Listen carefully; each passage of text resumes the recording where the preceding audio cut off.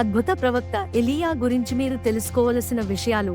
ఎలీయా దేవుని బలంతో 3.5 సంవత్సరాలు వర్షం పడకుండా చేశాడు.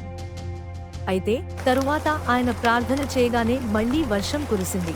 ఎలీయా కారేతు ఏటిలో ఆశ్రయించగా దేవుడు కాకుల ద్వారా ప్రతిరోజు రొట్టెలు, మాంసాన్ని పంపించాడు. ఎలీయా సారెప్తా అనే గ్రామంలో ఒక విధవరాలి కుమారుడిని దేవుని బలంతో తిరిగి బ్రతికించాడు.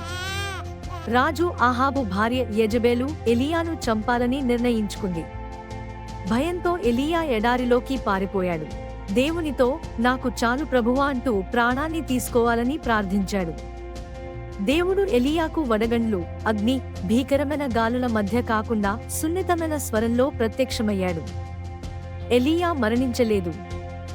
దేవుడు ఆయనను స్వర్గానికి నేరుగా అగ్ని రథంలో ఎత్తుకుపోయాడు. 100 ఏళ్ల తర్వాత యేసు మార్పురూప సంఘటనలో ఎలీయా మోషేతో పాటు ప్రత్యక్షమయ్యాడు. దేవుడు ఏలీయాకు ఇవ్వబడిన ఆజ్ఞలు: 1. నీవు ఇచ్చట నుండి తూర్పు వైపునకు పోయి యొర్దానునకు ఎదురుగానున్న కెరీతు వాగు దగ్గర దాగియుండుము. 2. నీవు సీదోను పట్టణ సంబంధమైన సారెపతు అను ఊరికి పోయి అచ్చటుండుము. 3.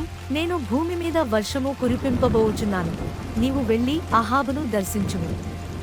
4. నీ శక్తికి మించిన ప్రయాణము నీకు సిద్ధమే ఉన్నది, నీవు లేచి భోజనము చేయుము.